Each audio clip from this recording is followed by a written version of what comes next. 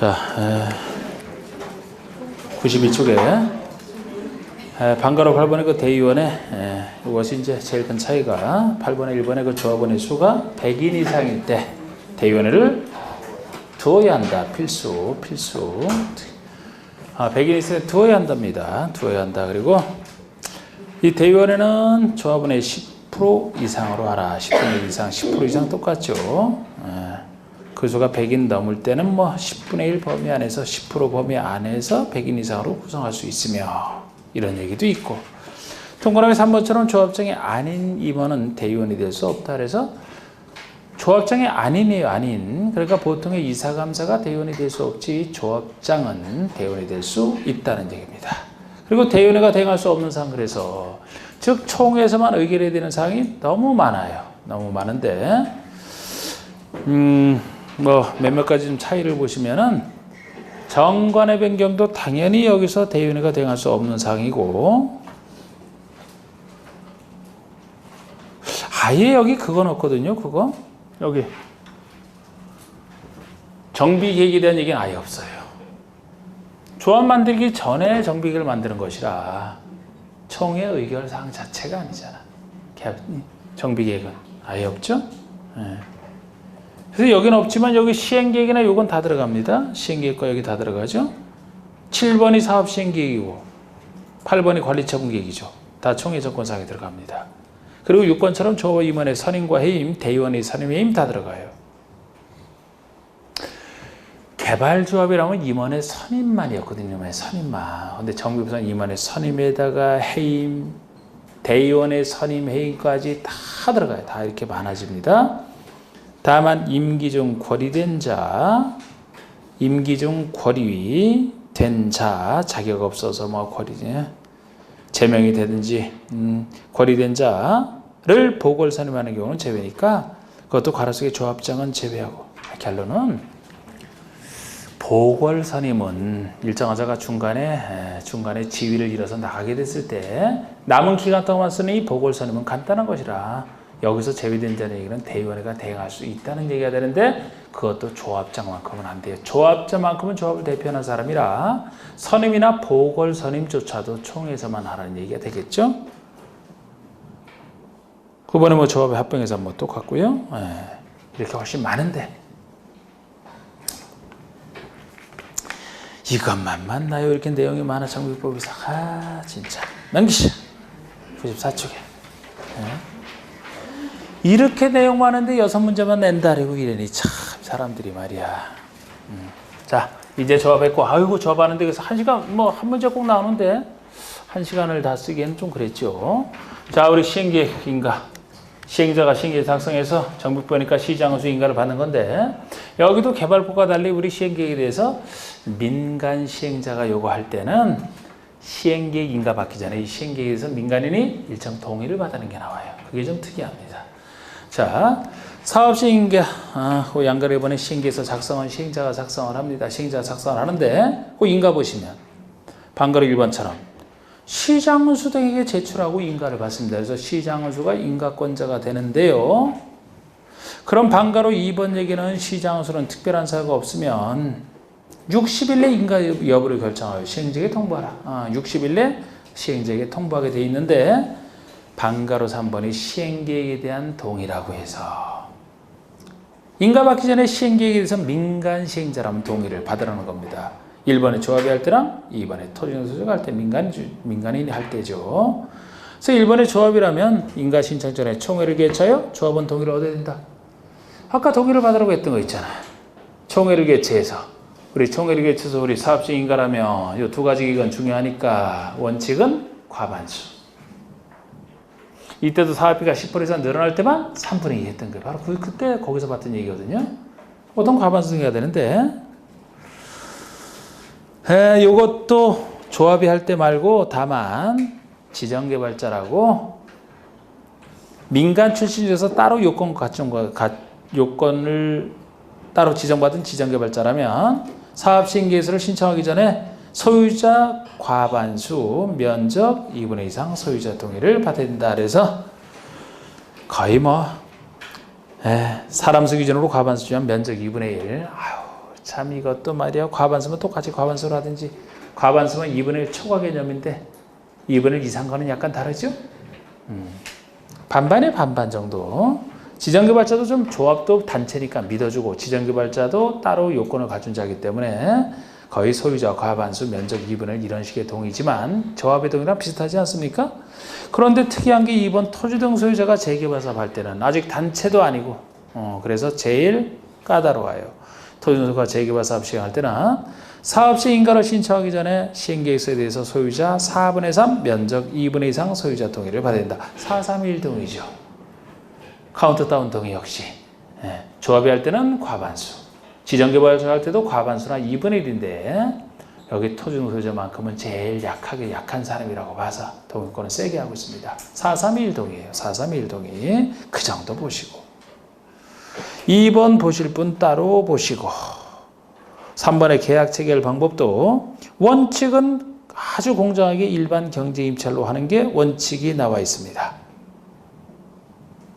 추진위원장이나 시행자는 어떤 특별한 규정이 있는 경우를 제외하고는 계약을 체결하면 이 계약에 보통 공사에 대한 계약 등을 체결할 때는 일반 경쟁에 붙여야 되는 게 원칙이에요. 공정성을 위해서. 방가로 4번 옆에 보시면은 시공자 선정 얘기가 나옵니다. 자, 우리 시공자 직접 공사를 맡아 하는 시공자는 민간 출신 중에서 건설업자나 등록사업자를 시공자로 선정할 때 적용되는 요건이에요. 이것도 주로 민간 시행자 1, 2번이 할 때입니다. 공공이 할 때는 조금 믿어주기 때문에 애초에 민간 시행자가 민간 시공자를 시공자로 선정할 때 부정이 많아서 통제하기 위해서 그 시기와 방법 중 하나를 통제하는 규정이라 특히 양가로 1, 2번 할 때 그 차이점을 좀 정확히 하시는 게 중요해요. 자, 우리 시기와 방법 중에 하나만 통제합니다. 먼저 선정 시기를 보시고 시기를 통제하면 방법을 통제 안 하고 시기를 통제 안 하게 되면 방법을 통제하고 시기부터 보셔야 돼요. 역시 1번 조합이 할 때가 민간인 중에서는 조합을 좀 더 믿어준다고 했습니다. 왜? 단체니까. 그래서 조합이 할 때는 설립인가 받은 후에요. 그러니까 조합이 만들어지자마자 선정하라는 거예요. 설립인가 받기 전에 조합의 형태도 없잖아. 그래서 설립인가 받은 후에 조합 총회에서 경제입찰 또는 수의계약 방법으로 선정하라. 선정 시기는 통제하는 게 아닙니다. 설립인가 받자마자 선정하라는 얘기니까. 그 대신 시기를 통제하니까 방법을 강력히 통제하는. 총회에서 정관이 정하는 바에 따라 정관대로 자율적으로 선정하라는 얘기가 아니고 경제입찰로 선정하라는 점에서 방법을 통제하는 거예요. 공정하게 경제입찰로 선정하지. 건설업자랑 뭐 술 한잔하고 계약하지 말라 이 얘기입니다. 방법을 통제하는 거예요. 경제입찰로. 항상 2회 이상 유찰됐을 때만 수의계약 아닙니까? 그래서 경제입찰로 공정하게 선정하라 이렇게 보시면 돼요. 단 이때도 방법을 통제하지만 단 예외가 하나 있는 게 조합원이 100명 이하 정비사업이다. 좀 작은 정비사업 100명 이하라면 조합총회에서 정관이 정한 데 따라 선정할 수 있는 예외. 그럼 정관은 자율적으로 정하니까 100명 이하 작을 때는 경계입찰을 안 해도 돼요. 정관이 정하는 바에 따라 알아서 하라는 겁니다. 그런데 그 아래 토지소유자가 할 때 보시면 사업시 인가를 받은 후에요. 사업시 인가를 받은 후 주약이 정하는 바에 따라 시공자로 선정하라. 그러니까 이거는 민간 단체가 아니기 때문에 못 믿겠다는 겁니다. 그러니까 보통 여기서 토지등 소유자가 시행자가 된다라면 시행자로 보통 지정고시를 받아야 정식 시행자가 되거든요. 아까 조합은 설립인가 받은 후에 선정하라. 토지등 소유자라면 시행자로 지정되자마자 선정하라 얘기 아니에요. 시행자가 지정되고 나서 사업시행 인가 이후에 시행자를 선정하라. 사업시행권 따고 나서 시행자를 선정하는 것은 지금 토지등 소유자가 할 때라고요. 단체가 아니다 보니까 토지등 소유자가 시행자로 지정됐어도 요것도 통과 못할까봐 라고 했잖아. 사업시행권도 통과 못할까봐. 사업시행권 따고 나서 선정하라. 그러니까 시기를 통제하는 거야. 그 대신 시기를 강력히 통제하다 보니까 방법은 자율에 맡기는. 토지등 소유자가 정한 약속을 규약이라고 하거든요. 그럼 규약이 정하는 바에 따라 방법은 자율에 맡기겠다는 얘기예요. 특히 1, 2번.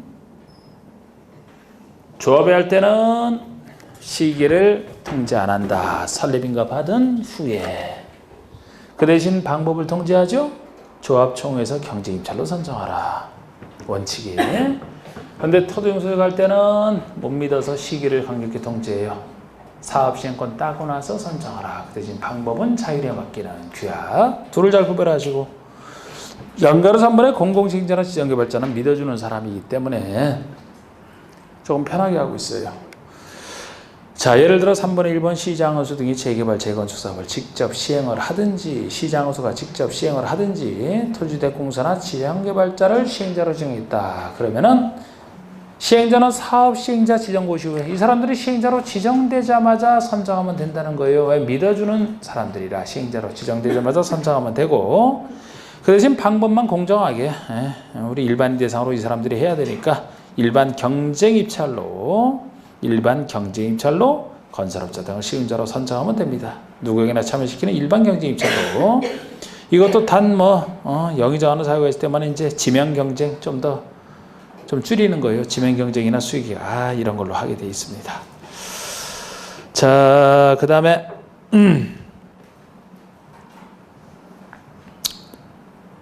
동그라미 2번 얘기는 위 일에 따라 시공자를 선정하거나 관리 처무에 따라 공급하는 방법으로 시행하는 주관자 시행자가 시공자를 선정할 때는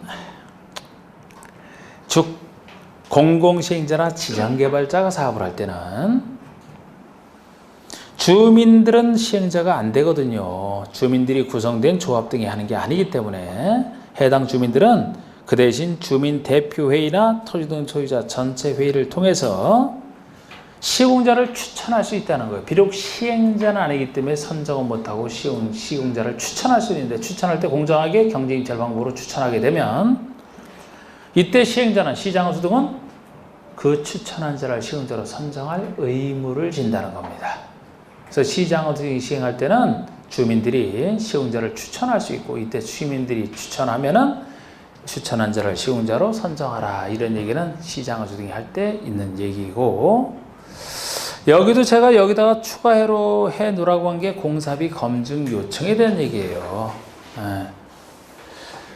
공사비 검증 요청 얘기를 여기다가 새로 집어넣은 게 있습니다만, 그냥 있어요. 시공 보증 얘기도 있고, 양가로 4번의 시공 보증.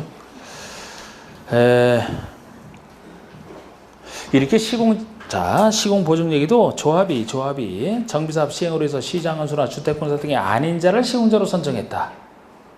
즉 건설업자나 등록사업자를 조합이 시공자로 선정했다라면 그 민간 출신인 시공자는 공사 시공 보증서를 조합에 제출해야 된다는 겁니다.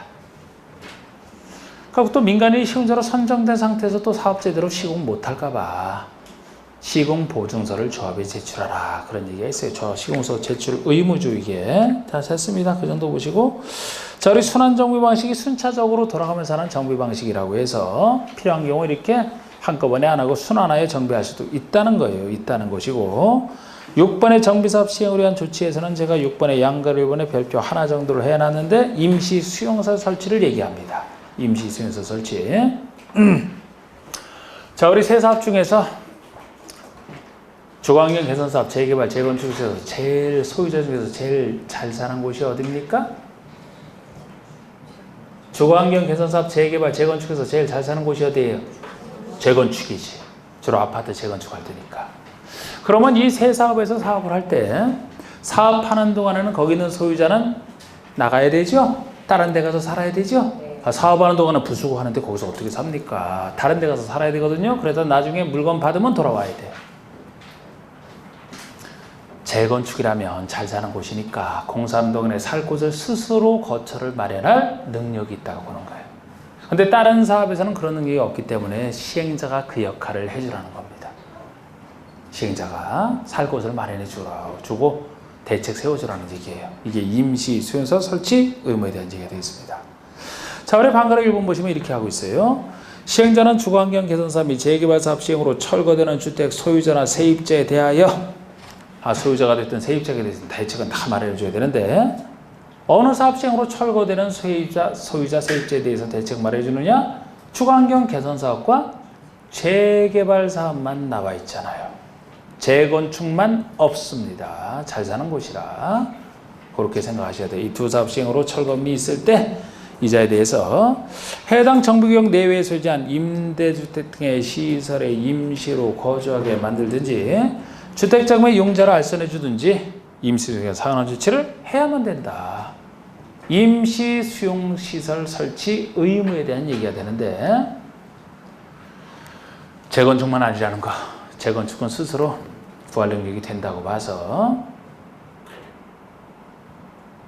이 경우 임시 수용으로 해서 국가 지자체 것뿐만 아니고 공공단체나 개인의 시설 토지도 일시 사용할 수 있게 해놨어요.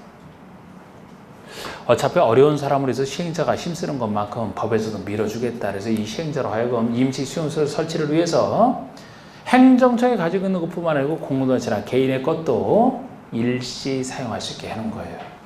일시 사용은 충분하죠. 나중에 공사 끝난 다음에 이제 입주시킬 때는 이거 필요 없으니까 공사하는 동안에만 쓰게 일시 사용인데 이렇게 일시 사용권을 주면서 방거로 2번, 3번 나눠놨죠.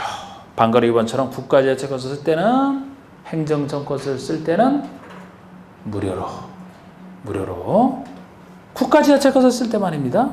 사용료 대부분 면제라는 거예요. 사용료 대부분 면제. 어차피 국가지자체 시설은 세금으로 운영되는 것이고 어려운 사람을 위해서 지금 시행자에게 이런 권리를 인정해 주는 것만큼 확실히 밀어주겠다. 국가지자체 것을 쓸 때는 사용료 무료 면제가 되는 거예요. 공짜로 쓰면 돼. 그 대신 이렇게 무료다 보니까 국가지자체 시행자가 당신 물건을 좀 임시로 쓰겠습니다라고 얘기를 했을 때 또 국가지자체가 어차피 빌려줘도 사용료 하나 못 받는 거. 다른 핑계 대고 거절할까봐 거절 못하게 해놨어요. 그게 바로 그 다음 얘기입니다. 이 경우 제3자와 이미 매매 계획을 체결한 경우 또는 사용 신청 이전에 사용 계획이 확정된 경우 제3자에게 이미 사용을 한 경우 이 세 가지 경우를 제외하고는 사용 신청을 거절할 수 없다 이렇게 해놨어요. 원칙은 거절 못하게 돼 있어요. 그래서 거절 못하게 돼 있는데 세 가지 경우는 거절이 가능한데 예를 들어 이미 제3자와 매매계약을 체결했다 아니면 그자에게 사용권을 내줬다라면 이때도 시행자에게 내주게 되면 이미 체결 권리를 취득한 제3자의 이익이 침해되겠죠? 그 경우는 어쩔 수 없다고 그런 거예요. 이때는 합법적으로 거절할 수 있어요. 제3자에게 쓰게 해야 되기 때문에. 그리고 사용 신청 이전에 이미 사용 계획이 확정돼도 그 계획대로 사용해야 될 거 아닙니까? 이 세 가지 경우는 거절할 수 있고 이 세 가지 경우 외에는 거절 못하게 해놓고 방거로 2번과 차이가 있어요. 공공단체나 개인의 것을 쓸 때 얘기입니다. 공공단체는 행정청이 아니에요. 행정청은 아까 2번에서고 행정청이 하는 각종 공사가 됐든 개인이 됐든 이 사람들 것 쓸 때는 손실보상을 해주라는 겁니다. 일시 사용을 할 수 있지만 손실보상을 해줘야 된다. 공공단체도 다 독자적으로 다 재원을 운영을 하고 있는 건데 세금으로 운영하는 거 아닙니다. 공공단체는 개인의 것은 자기 재산권 말할 것도 없고 그래서 이 공공단체나 개인의 것을 쓸 때는 손실을 보상해 주게 돼 있어요. 국가지자체 것은 무료, 공공단체나 개인의 것은 손실 보상해 주고 이런 식으로 쓰게 돼 있고 방거로 4번의 원상회복 시행자는 사업의 공사를 완료한 때는 30일 내에 원상회복하라. 공사 완료하고 나서 비워주라는 겁니다. 30일 내에 원상회복하라. 자, 이거를 주로 별표 하나를 해드렸고 그 아래 임시상가 가볍게 보세요. 이건 재개발사업 시행자에게만 인정하는 거예요.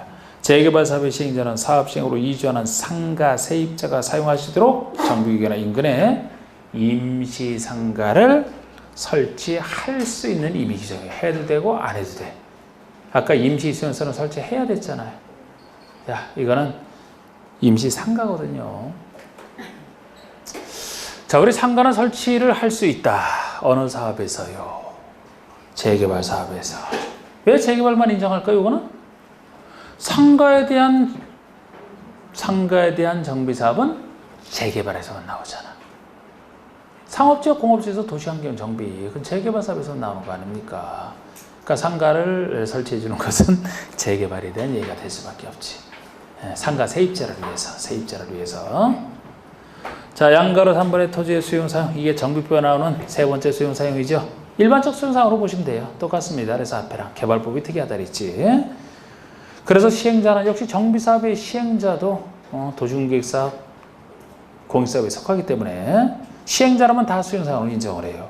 그래서 정비구역에서 정비사업을 시행하기 위해서 필요한 토지나 물건 권리를 취득하거나 사용할 수 있다. 그래서 정비사업에 필요한 토지 등은 수용 사용이 다 된다는 겁니다.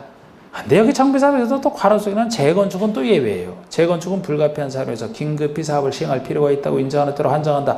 다른 사업이면 수용 사용이 다 가능하지만 재건축은 예외가 존재합니다. 아파트 재건축에서 사실 수용할 필요는 원래 없어요. 아파트를 재건축하는데 뭘 수용합니까? 그래서 우리 재건축할 때는 아주 천재지변 불가피한 사유가 있을 때만 예외적으로 수용 사용이 가능하지 보통은 수용 사건을 인정할 필요가 없어요. 그리고 이번에 공토법 준용하는 거 준용할 때 뭐 얘기 다 똑같죠. 사업인정 고시 의제되는 거 여기라면 사업시행권을 딸 때가 사업시행고시가 있을 때 아닙니까? 사업시행인가고시, 사업시행고시 이때죠. 사업시행인가고시가 있으면 받은 것으로 본다. 사업시행권 딸 때잖아. 재결 신청기간 역시 1년 아니고 사업시행기간 내에만 신청하라. 이런 건 다 똑같은 얘기입니다. 그리고 여기만 있는 얘기가 동그라미 3번의 후 현물보상의 특례라고 해서 원래 수용할 때는 보상금을 수용하기 전에 사전에 현금으로 보상하는 게 원칙입니다만 현금으로 주는 게 원칙이라고 했잖아요. 이건 사후 현물보상이에요. 현물로 줄 때니까 물건으로 줄 때니까 완성 전에 주면 안 되죠. 완성하고 나서 줘야지. 그래서 사후 현물보상이 되는 겁니다. 대지나 건축물을 현물로 보상할 때는 다 완성하고 나서 준공인가 이후에 먼저 취득을 해서 완성시키고 나서 준공인가 이후에 현물보상 할 수 있는 사전 현금보상에 대한 예외로서 사후 현물보상을 얘기하는 됐습니다. 양가로 4번도 있고요. 우리 7번의 기타 중에서 별표 하나 있는 기타 중에서 양가로 1번 국민주택채권 매입 면제 달동대에 대한 특례 중에 하나예요. 달동대에 대한 특례는 제가 앞에서는 다른 거 안 봤지만 요거는 봅니다. 자, 우리 주거환경 개선 사업에 대한 특례가 되는 게 주거환경 개선 사업에 따른 건축허가를 받는 때와 부동산 등기 등을 하는 때는 주택도시기금법상 국민주택채권 매입에 관한 규정은 적용하지 않는다. 적용하지 않는다니까 매입할 필요 없다는 얘기예요. 여러분 국민주택채권 많이 사보셨을 겁니다. 많이 사봤죠? 매입 의무에 따라서. 안 사봤다고요? 분명히 사놓고 눈치를 못 챌 뿐이지 샀어요. 누가 사야 되느냐? 매입 의무가 있는 채권이거든요, 이게. 우리 시험범위는 아니에요, 이거는. 그전엔 시험범위였어요. 지금은 주택도시기금법으로 갔기 때문에 시험범위는 아니지만 예를 들어 여러분 각종 그 건축허가나 개발인 허가를 받았을 때 건축허가 받아봤어요? 안 했어요. 그럼 못 샀어요? 원래 사야 되는데 그럼 각종 등기 등록을 할 때 부동산 등기해봤어요? 자동차 등록해봤어요? 그러면 분명히 다 샀어요. 그럼 나는 내 등기 한번 한 적도 없다. 뭐 나는 없어. 아무것도 없어. 면허는 땄어요? 운전면허? 그럼 다 다 면허만 따도. 응? 아니면 면허도 난 안 땄어요. 그럼 내가 복권 사봤는지 물어보려고 했어. 복권만 사도 일정 부분을. 여러분들이 몰라서 그렇지. 그게 국민주택채권 매입 의무예요. 그런데 지금 누구는 안 산다는 거예요. 각종 등기 등을 하고 허가를 받을 때도. 주거환경 개선 사업을 살 때는 안 받는다. 이거 적용을 하니까 안 산다고요. 이게 주로 국민주택채권을 사게 하는 게 이것이 주택도시기금의 주 재원이 되거든요. 서민들이 한 내 집 마련을 위한 기금이 재원이 되는 거예요, 이게. 그러면 주거환경 개선 사업이라면 이 주택도시기금의 도움을 받을 사람이라고 보는 거지 남의 도움을 줄 사람으로 온 게 아니에요. 그래서 주거환경 개선 활동 내에서만 주거환경 개선 사업에서만 건축허가 등을 할 때 등기 등을 할 때 안 삽니다. 국민주택채권 살 의무가 없다는 거예요. 이건 달동네에 대한 특례예요. 그래서 그리고 지상거든 계약해지는 개발과 비슷한 얘기입니다. 근데 단지 차이점이 있다면 임대료 증감 청구만 없어요. 권리포기 계약해지 원리는 똑같아요. 그런데 여러분 개발법에서는 땅에 대해서 땅을 받기 때문에 임대료 증감 청구와 권리 포기가 둘 다 인정했지만 정비법에서는 땅 주는 게 아니라고 했잖아요. 건물 주는 거라고 했죠. 그죠? 건물 주는 것이라 그리고 건물 주는 것이기 때문에 땅 주는 게 아니기 때문에 건물을 완전 철거해버리고 새로 짓는 게 보통이잖아. 완전 철거하고 새로 짓는 것이기 때문에 임대료 증감 청구로 해결할 게 아니라고 하는 거예요. 옛날에 건물에 대한 어떤 임차인이 있다 하더라도 이거 옛날 건물이면 새로 짓는 건물이랑 비교해보면 보증금이나 임대료에서 엄청난 차이가 날 거 아닙니까? 그래서 아예 전면 철거를 전체로 하기 때문에 아예 새 건물을 짓기 때문에 임대료 증감적으로 해결할 건 없다고 보고 목적 수행이 불가능할 때 장래에서 권리를 포기, 계약 해지라고 뭐 손실보상 청구하는 이것만 쓰겠다는 거예요. 그래서 개발과 달리 임대료 증감적은 없어요. 권리 계약 해지 내용은 똑같습니다. 네, 그렇게 하겠다는 겁니다. 이렇게 좀 차이가 존재해요. 아이고, 자 관리처분계획 들어갑시다. 이번에 관리처분계획 남은 시간에 아이고 어느 때보다 좀 피곤하죠 이때가? 응? 이거 내용이 좀 피곤해 이게. 응? 머리 아파요? 하여튼 대답도 안 할 정도로 그냥 완전히 사기가 저하돼서 어려운 건 지금 다 통과했어요 이제 지금 막 이상한 거. 응? 다 통과했어요 이제. 지금은 별로 안 해도 온 거 이제. 지금 여기서부터 우리가 사업시행까지 했잖아요 지금. 사업시행자 보호조치까지 했고 그 다음에 나오는 절차 우리 맨날 여기다 썼던 거 있잖아요. 자 생각나실 겁니다 이제. 분양통지금고는 사업시행인가 다음에 나오는 얘기죠. 이때부터 이때까지 언제까지 하라 그랬어요? 이때로부터 언제까지? 120일 내에. 120일 내에. 이게 분양통지금고 시한이잖아. 요 순서 생각하시면서 보면 된다고 했다. 사업시행인가 고시부터 120일 내 분양통지금고라. 물론 아까 토지 등 소유자가 시공자를 사업시행 인가위에 선정했다라면은 이때는 시공자와 선정계약을 체결한 때로부터 예외 120일이 적용이 됩니다. 보통은 이때로부터 120일이고 이게 있다라면 시공자와 계약을 체결한 때로부터 120일 내 통지 공고하라. 이때 알려주는 분양신청기간은 당사자에게 통지한 때로부터 30일 이상 60일 내로 한다. 20일 연장할 수 있다. 입체한지 끌어다 쓸 때 똑같은 얘기를 여기 걸 끌어다 쓰던 거잖아. 입체한지에서. 그래서 이렇게 적어놨던 거. 이렇게 적어놨던 것이고 그 다음에 여기서 분양 안 받을 사람 4사람이 존재하죠. 분양 안 받을 사람 4사람. 분양 안 받을 사람 4사람. 분양 안 받을 사람은 물건 안 주니까 여기 안 되니까 현금으로 보상해 준다 그랬잖아요. 이것도 맨날 했던 거. 자, 원래는 신청기한 때문에 신청해야 되는데 분양 안 받은 사람 4사람 한번 그대로 봅시다. 자, 우리 분양 신청기한에 원래는 신청을 해야 되는데 아예 신청을 못하는 예외도 하나 존재했었어요. 역시 투기과열지구에서. 투기과열지구에서 한 번 분양을 받은 자는 조합원 분양분이 됐든 일반 분양분이 됐든 한 번 분양을 받은 자는 똑같은 정비구역 내에 부동산이 있다 하더라도 조합원이 된다 하더라도 몇 년 동안은 아예 신청을 못하겠죠? 한 번 받은 사람은 투기과열지구에서 신청을 못한다. 몇 년? 5년. 그거 기억하셔야 되고. 자, 이제 분양 안 받은 사람이 그런 거예요. 첫 번째, 신청기간 때문에 신청을 안 한 자. 신청을 안 한 자. 자, 했다가도 신청기간 끝나기 전에 철회할 수 있다 그랬죠? 그러면은 신청했다가도 신청기간 끝나기 전에 철회한 자. 지금 2사람까지 얘기했어요. 그리고 좀 전에 봤던 아예 신청하고 싶어도 못하는 사람. 투기과열지구에서 5년 동안 신청을 못하는 자. 마지막 4번째가 신청했지만 신청한 사람 대상으로 수립하는 관리처분계획 수립에서 인가받은 과정에서 자격 없다고 시행자에서 제외된 자. 이렇게 분양받을 4사람은 현금 보상을 해줘야 되는데 시행자는 이 분양 안 받을 자와 언제로부터 90일 내에 보상을 위한 협의를 마치게 돼 있습니까? 언제로부터? 관리처분 인가일 다음 날로부터지. 4사람 분양 안 받을 자 중에서 신청기간 끝난 때가 아니고 맨 마지막에 관리처분 인가 과정에서 제외된 자죠? 통일한다 그랬잖아, 시기를.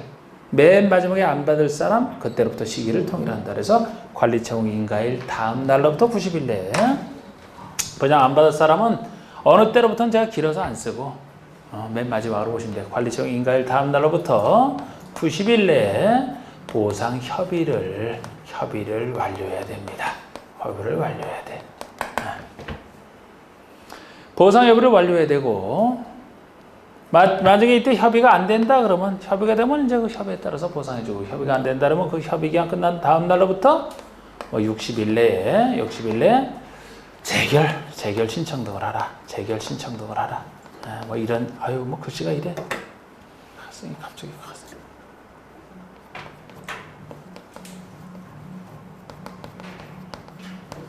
이것보다 그냥 하여튼 이렇게 어느 때로부터냐 이거 잘 보시고 여기서 이제 신청한 사람 대상으로 해서 관리청구에 수립하는데 우리 관리청구에 수립 과정에서는 이거 환경의 내용과 비슷하거든요.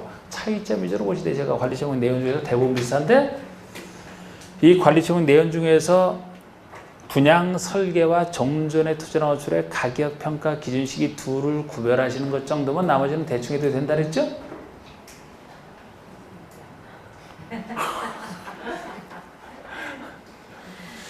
아이고 완전히 정비법이 튄 것 같아 아주 그냥 나중에 그렇게 하면 되고 관리청구 수립할 때 그 기준 있잖아 기장 관리청구의 기준 한지기가 비슷해요 차이점만 아시면 돼 그렇게 수립한 다음에 인가를 받는 거예요. 근데 제가 여기서 수립 시기는 언제? 분양권이 끝나야지 이걸 만들어서 시장에서 인가 받는다 그랬죠?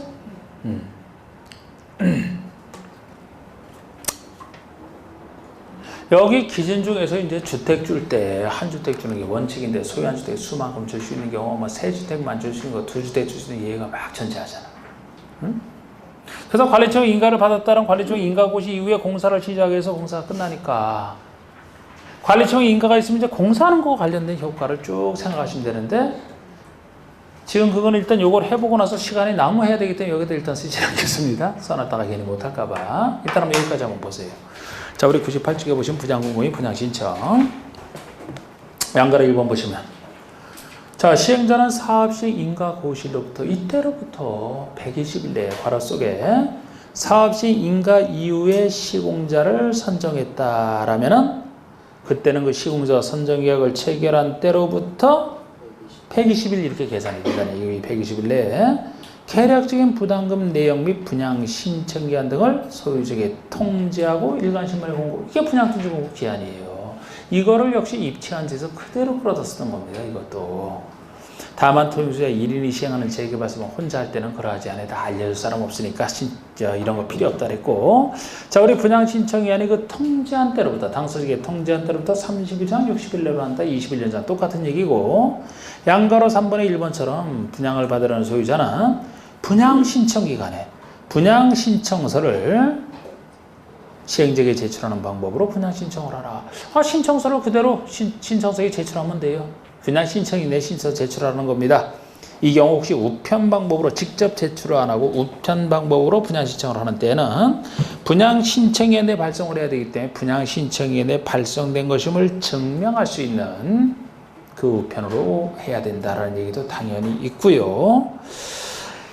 동그라미 3번처럼 아예 투기과일지구에서는 신청 자체를 못하는 경우가 있습니다. 이제 투기과일지구에 대한 예외인데요.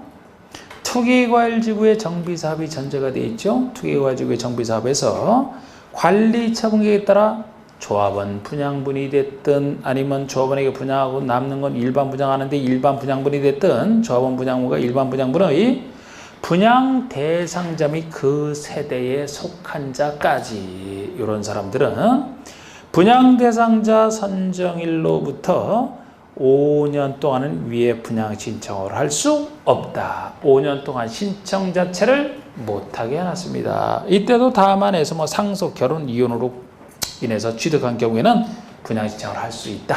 상속 어쩔 수 없고 아무리 투기하더라도 결혼, 이혼 당연하고 결혼도 그래요. 결혼해서 취득한 경우는 신청을 할 수 있게 해놨습니다. 그리고 양가로 4번 얘기가 바르고 분양 안 받을 사람 4사람들의 형업청산 얘기죠. 동그라미 1번. 하여튼 정비법에서는 이렇게 조합원이 안 될 사람 물건은 이런 식으로 합니다. 이런 식으로. 시행자는 관리청구 인가고시 다음 날부터 90일이잖아. 맨 마지막에 안 받을. 관리청구 인가일 그때 다음 날로부터 90일 내에 다음 해자가 박스에 4사람 분양 안 받을 자와 손실보상에 대한 협의를 해야 된다. 관리청구 인가고시를 다음 날부터 90일 내에 협의를 하라. 이렇게 하고만 하고서 또 다만을 또 안 보고 그냥 이 정도 와도 된다고 지나갔더니 또 질문하시는 분이 있어서 다만 시행자는 분양시한 종료일 다음 날로부터 협의를 시작할 수 있다. 협의 시작 자체는 분양시행이 끝난 때로부터 해당 당사자 협의에도 상관없어요. 그런데 좀 전에 얘기한 건 뭐예요? 협의 기한을 얘기하는 거로. 협의는 그 전부터 시작해도 상관없어요. 근데 협의 기한은 분양시행은 끝난 때로부터 계산하는 게 아니고 관리청구 인가 고실 다음 날로부터 90일이 협의기한이라는 거지. 기한은 바로 그렇게 계산하겠다는 겁니다. 누구랑? 분양 안 받을 사람 4사람. 박스 1번 신청을 하지 아니한 자. 2번 신청기한 종료 이전에 처리한 자. 3번은 투기과지가 신청을 할 수 없는 자. 아까 5년 동안 신청 못한다 그 사람. 또 4번은 신청했지만 인가된 관리청에 따라 대상에서 제외된 자. 그래서 이때로부터 90일 이렇게 하는 겁니다. 그리고 동그라미 2번은 시행자는 협의가 성립이 안 된다 그러면 그 협의기한 만료일 다음 날로부터 60일 내에 수용재개를 신청하거나 매도 청구 소송을 제기한다. 뭐 이런 거. 자, 그 다음에 이제 2번에 관리청을 봅시다. 관리청의 수립 시기. 시행자가 작성하는데 언제? 분양시간이 종료될 때. 분양시간이 끝나기 전에 관리청을 만들면 안 되죠. 예. 끝나고 만들어야 돼. 분양시간 다음에 나오는 얘기 아닙니까? 분양시간이 종료될 때는 관리청을 수립하여 시장허수 등 인가를 받아야 된다. 정부법이니까 시장허수 인가가 되는 거예요. 항상 경미한 사항일 때는 신고로 충분하다, 인가 필요 없다, 똑같은 얘기고 이 경우 조합에 대한 건 안 보겠습니다. 양가리 이번에 관리청의 내용 봐주세요. 관리청의 내용. 환지의 내용과 아주 비슷해. 그런데 제가 환지화될 관리처분에서는 건물 주는 것이 특히 분양 대상자별로 수립한다는 게 특징이라는 건 이미 말씀드린 부분이고 1번과 5번의 기준 시기를 구별하시는 것을 조금 신경 쓰시라고 했잖아. 이 중에서는 다른 내용보다. 1번 분양 설계는요. 이게 환지로 따지면 환지 설계나 다름없는 건데 분양 신청인의 만료되는 날을 기준으로 해서 수립한다는 게 특징입니다. 분양 시간이 끝난 날. 좀 이따 다시 말씀드리고 5번 보세요. 5번 먼저 보세요. 둘을 비교해보는 거. 5번은 분양 대상자별로 수립하는 건데요. 종전의 토지나 호출의 명세 및 사업시행 인가 고시가 있은 날을 기준으로 한 가격을 얘기합니다. 그러니까 종전의 토지나 호출이 무엇이 있고 이거 없어지는 평가한다라고 했는데 그 평가 기준 시기가 사업시행 인가 고시가 있은 날을 기준으로 한 가격이에요. 아까 1번과 다르지 않습니까? 물론 여기는 예외 하나 더 있어요. 예외 하나 더 있는 게 괄호 속에 사업시행 인가 전에 철거된 건축물이다. 사업시행 인가 전에 철거된 건축물의 경우에는 시장운수 등에게 허가받은 날을 기준으로 한 가격이 되겠습니다. 요 얘기를 다시 한번 여기다 적어보면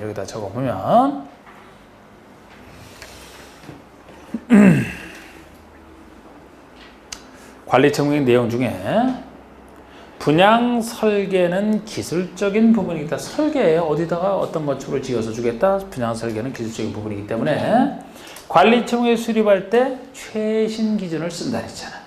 관리청은 언제 처음 만들 수가 있어요? 분양 시행이 끝나야지만 만든다 그랬죠? 그때를 기준으로 하겠다는 거. 그때를 기준으로. 아니 왜 과거 기준을 씁니까? 최신 기준을 반영하는 거지. 최신? 그래서 분양 시행이 끝난 때를 기준으로 하겠다는 거예요. 그때 비로소 만들 수가 있으니까. 그런데 이 내용 중에서 종전의 출원수를 가격 평가 시기를 사업시 인가고시가 있을 때 이때를 기준으로 하는 게 이게 종전의 가격 평가 시기인데 종전의 토지나 건축물 종전의 가격 평가 시기인데 이때를 기준으로 하겠다는 겁니다. 이게 특이한 거라 그래서 이게 특이한 거.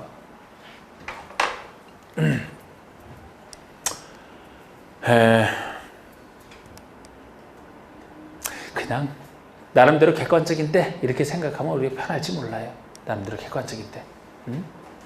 돈이 왔다 갔다 하는 거예요. 종전의 토지가 어떻게 종전의 토지나 가격이 어떻게 평가되는 돈이 왔다 갔다 하는 문제이기 때문에 시행자와 소유자 간에 돈이 왔다 갔다 하는 문제인데 객관적인 때를 잡아라. 시행자가 이걸 작성했어도 인가는 시장운수에 받기 때문에 시장운수라면 관련 당사자가 아니잖아요. 시장운수에 인가받는 때로 해야지. 이때로 하게 되면 신청기한을 시행자가 정하기 때문에 본인에게 유리할 게 정할 수도 있다.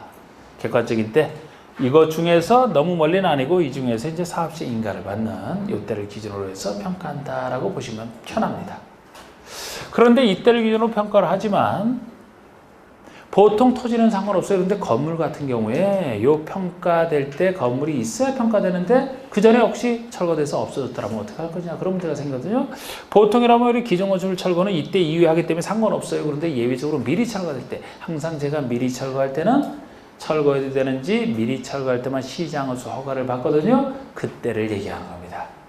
사업시 인가일을 기준으로 해서 평가해야 되지만 요거 전에 이미 철거가 됐다라면 철거를 미리 하려면 시장운수 허가를 받아야 되기 때문에 시장운수 허가를 받는 순간이면 아직 철거되기 전이죠.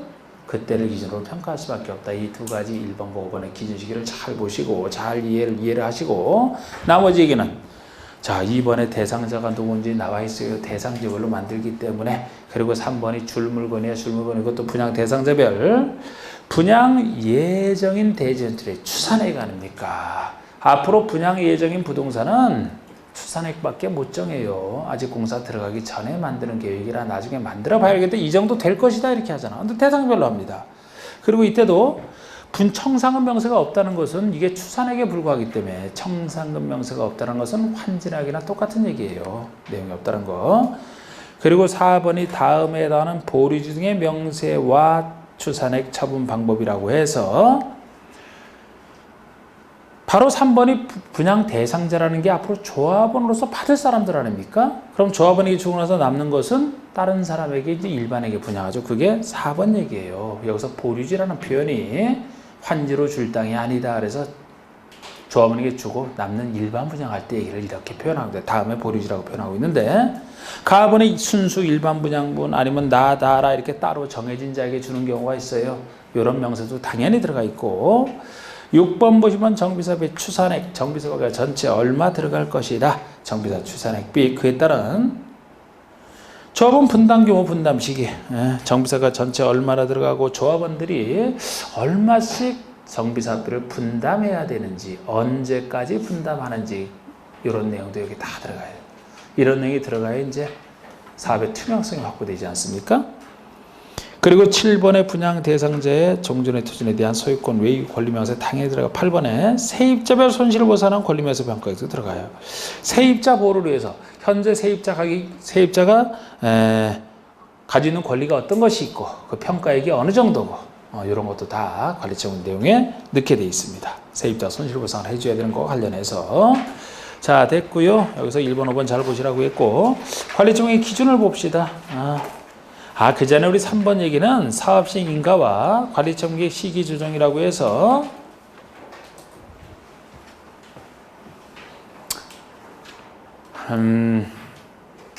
사업시행 계획을 작성하면 시장으로서의 인가를 받거든요. 관리청구 계획을 작성해도 시장으로서의 인가를 받아야 돼. 그런데 이 시장 문서로 하여금 이 시기를 인가 시기를 좀 통제할 수 있는 규정이 나중에 이것도 마련된 거잖아. 처음에는 없다가. 그래서 시기 조정이 필요하다라면은 부동산 대책과에서 좀 시기 조정을 할 수 있다는 거예요. 근데 이거를 조정 시기가 너무 길어지면은 사실 사업하는 사람들은 너무 피곤해 이게. 언제까지 조정할 수 있느냐? 이게 한꺼번에 막 부동산 공급이 몰리는 거 이런 거 막으려고 나온 제도거든요. 그래서 인가 등을 늦게 내주게 되면 그죠? 늦게 내주게 되면 그런 거 막 조절할 수가 있잖아.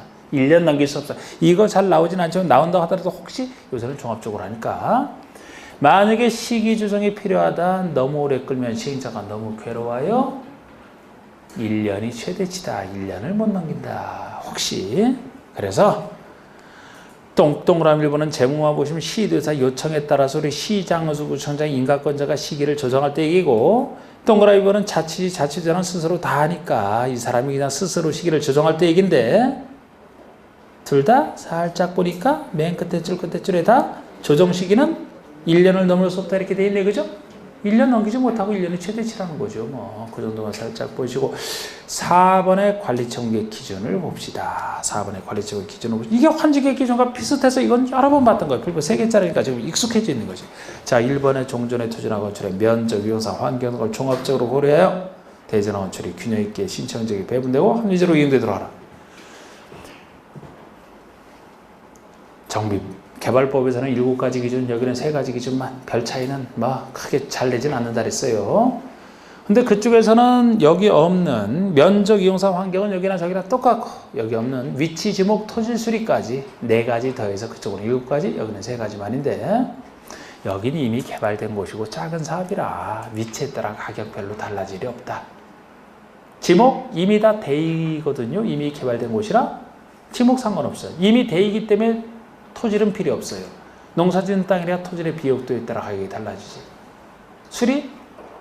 물 다 들어와요. 상수도 다 들어옵니다. 그래서 그런 건 여기서 고려할 필요 없고 면적 크기에 따라 이용 상황이 어떠냐. 환경은 여기저기서 다 평가할 때 기준 아닙니까? 뭐 그 정도만 고려하겠다는 얘기고요. 2번에 지나치게 좁거나 넓은 토지나 건축은 넓히거나 좁혀 적정 규모가 되도록 하라. 마치 정화지 가문제랑 비슷한 얘기라고 했습니다. 3번에 너무 좁은 토지 건축이나 정부의 지정 후 분할된 토지를 취득한 자에게는 현금으로 청산할 수 있다. 아니 너무 좁은 것은 환지 늘려줄 수도 있고 환지를 제외할 수 있듯이 여기서도 이게 물건 안 주고 현금 청산이 가능하다는 얘기고, 구역 지정 이후에 분할된 토지도 마찬가지예요. 구역 지정 전이면 투기랑 관련 없다고 보지만 구역이 지정된 이후에 분할된 토지라면은 투기랑 관련이 있을 수 있다고 보기 때문에 이자가 신청해도 시행자가 알아서 현금 청산할 수 있다는 거예요. 물건 안 주고 현금 청산이 가능하다는 겁니다. 할 수 있다, 시행자 마음이에요. 그리고 이때도 4번에 제2위생상 위해를 방지해서 필요하다? 아니 위해 방지를 해서 필요한데 뭐를 못하겠냐. 위해 방지를 해서 모든 걸 할 수 있다, 그런 느낌으로. 그래서 위해 방지를 해서 필요한 경우에는 너무 좁은 토지를 넓혀줄 수도 있고, 토지에 가름하여 보상해 줄 수도 있고, 건축 일부가 대지 지분을 줄 수도 있고, 위해 방지로는 여러 가지 다 할 수 있다, 그냥 이렇게 보시고. 자, 여기서 가장 환지계획과 차이 나는 게 5번입니다. 환지에서는 아예 땅 주니까 나올 수가 없고, 여긴 건물 중에서 특히 주택 줄 때 기준인데 원칙이 하나, 거기다 예외가 40번까지는 입지한지에서 끌어다 썼던 것이고 나머지 추가되는 것이 있을 뿐이죠. 주택 줄 때 쓰는 기준이 되겠습니다. 관리청의 기준에서는 제일 중요한 기준이죠. 1번에 1세대나 한 명이 하나 이상의 주택이나 토지를 소유했다 1주택 공급하는 원칙, 같은 세대에 속하지 않는 2명 이상의 1주택을 공유한 경우는 공유했을 때는 한 주택만 주는 원칙, 이걸 입지한서 그대로 끌어다 썼던 거 아닙니까? 다만 다음의 경우는 다음에 따라 주택을 줄 수 있다는 예외가 나오는데, 기업권은 제가 안 봐도 된다 그랬고, 우리 니은번이 소유한 주택 수만큼 줄 수 있는 경우인데 이거를 글쎄 입지한지에서 그대로 끌어다 썼고 봤으니까, 그 대신 여기서는 과밀역정지에 위치하지 아니하는 재건축에 대한 예외예요. 자, 우리 재건축에 대한 예외가 바로 요거 A번과 D급번 이 두 가지가 있는 거죠. 그래서 과밀역정에 위치하지 아니하는 재건축의 소유자에게는 소유한 주택 수만큼 다 줄 수 있다는 건데, 여기에서는 개발부에서 존재하지 않은 부분이 여기 따로 존재하죠. 다만 투기 과열지구가 됐든 조정대상이 제외됐든 우리 조정대상 지역도 투기과열처럼 비슷하게 나오는 게 있어요. 나중에 배울 조정대상 지역 중에서 이제 과열지역이 투기과열지랑 아주 비슷합니다. 여기 둘 다 투기를 막기 위한 제도.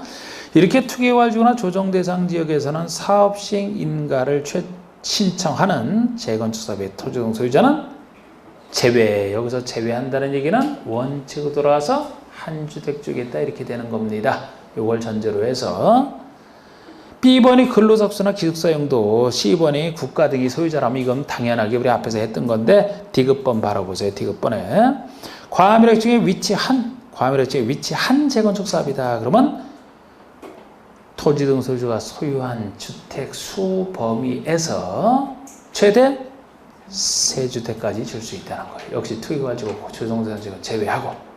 자, 우리 이거 재건축만 놓고 보면은 관리청기 기준에서 재건축만 놓고 본다. 그러면 재건축에 대한 예외로 등장하는 건데요.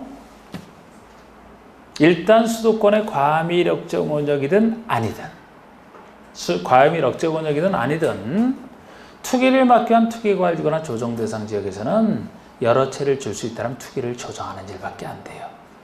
그래서 투기랑 관련되어 있는 투기과열지구 등에서는 물론 사업시 인가를 신청했다 이걸 전제로 하지만 사업시 인가를 신청한 재건축이라면 예외를 인정 안 하기 때문에 한 주택 준다라는 건 알고, 그렇지 않은 걸 전제로 해서 예를 들어 투기과열지구 조정대상 지역은 나면 한 주택이에요.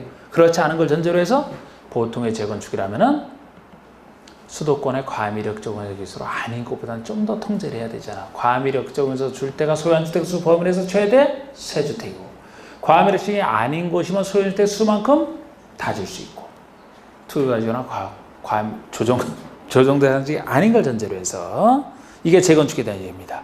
일반 예외가 리을번이에요. 일반 예외가 리을번입니다. 리을번은 꼭 재건축에 국한되는 게 아니고 보통의 정비사업에서 능력되는 법에서 2주택 줄 수 있는 예외라고 했잖아. 2주택 줄 수 있는 예외. 자, 우리 분양 대상별 종전의 투자나 건축의 가격 또는 종전의 전용 면적 범위에서 2주택을 줄 수 있다. 종전의 재산이 두주택 받으신 재산이 되든지 종전의 재산이 안 돼도 종전의 면적이 그 정도가 된다는 면적 기준에서 둘 중에 하나 두주택 줄 수 있다는 거예요. 그런데 반드시 그 중에 한 주택은 전용 면적 60이야 80이야가 국민주택 규모고 60은 아주 서민용인데 60이야 한 주택 준다는 겁니다. 소형주택 한 주택. 그냥 일반적으로 두 주택 줄 수 있다면 투기를 조장하는 게 욕먹을까봐 아까 재건축은 특별했고요. 보통 정비사업에서는 반드시 한 주택이 60이야라는 걸 넣은 거예요. 그러면 두 주택 중에서 큰 주택은 본인이 받아서 살면서 60이야짜리는 집 없는 서민들에서 임대용으로 써라. 그런 취지라고 했습니다. 그래서 80이야가 아니라 60이야라는 거. 이때도 다만 60이야로 공급받은 이 한 주택만 소유권 이전 고시일 다음날 소유권 취득한 때로부터 3년이 지나기 전에는 주택을 전매하거나 전매를 알선할 수 없다. 이렇게 얘기를 합니다. 큰 주택은 받아서 팔아도 상관없어요. 바로 팔아도 상관없어요. 전매제는 안 걸려요. 그런데 60이야짜리 소형주택은 최소 3년간 팔지 말고 소유하고 있으면서 서민들에서 써라. 임대로 써라. 그런 취지라고 했죠. 그래서 60이야 한 주택만 3년 전매제한에 걸리고요. 여러분 5번은 앞에서 한 거나 다름없는 얘기예요. 이게 5번이 앞에서 한 얘기나 다름없는 얘기가 되는 게 우리 환지에서 어떤 기준시기를 정해놓고 기준시기 이후에 소유자 수가 늘어났다. 그럼 늘어난 사람에게 물건 안 주고 현금 청산할 수도 있고 환지증을 제한할 수 있다 그랬죠? 소유자 수가 늘어났을 때 정비법도 마찬가지예요. 소유자에게 주는 건데 기준 시기를 정해놓고 기준을 이후에 소유자 수가 늘어난 행위는 똑같아요. 거기나 똑같습니다. 그럼 늘어난 사람이 좀 더 강력하게 돼 있어요.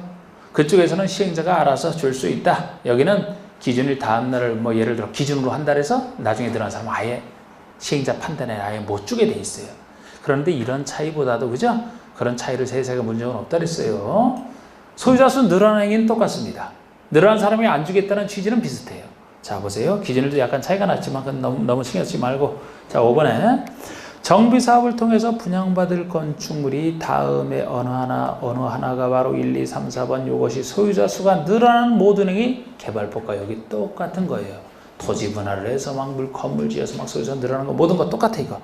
이럴 때는 정비구역 지정고시가 있는 날 여긴 정비구역 지정고시를 바로 개발법에서는 그 구역 직전이었거든요. 여기는 정비구역 지정고시가 있는 날 또는 시도자가 투기를 억제하기 그 전에 따로 정한 날 구역 지정 전에 따로 정한 날이 있어요.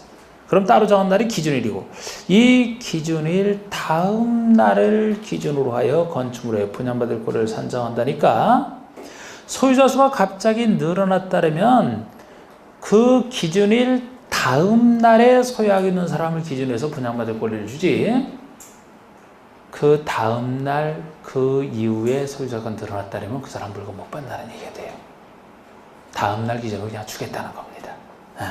소유자가 늘어나는 게 똑같기 때문에 안 볼 거예요. 그리고 여기서도 6번, 7번, 8번 이런 것들 7번은 재산평가 방법으로서 글쎄 뭐 그나마 여기서 보시려면 글쎄 7번 정도를 살짝 보시든지 근데 이것도 어렵게 낼 때 내는 거예요. 예? 이것도 재건축에서는 좀 예의가 있는데 아유 권장하네 아이고 참 예? 참 자 어쩔 수 없네 오늘 여기까지만 예? 여기 못 나갔어요. 예? 여기 관리청구 인가 효과부터 권리 제한하면 사실 이거 뭐 한 10분도 안 걸리는 건데 하자고요? 아유 힘들어 여러분들. 이따 또 그 문제도 해야 되는데 예? 그냥 이어서 하면 돼요. 왜 이왕 아주 힘든 거 그냥 오늘 다 끝내고 싶어서요? 힘든 건 다 했어 이미. 이거는 뭐 개발법과 비교해서 착착 보시면 되는 거예요. 여기까지 하겠습니다. 자, 마치겠습니다.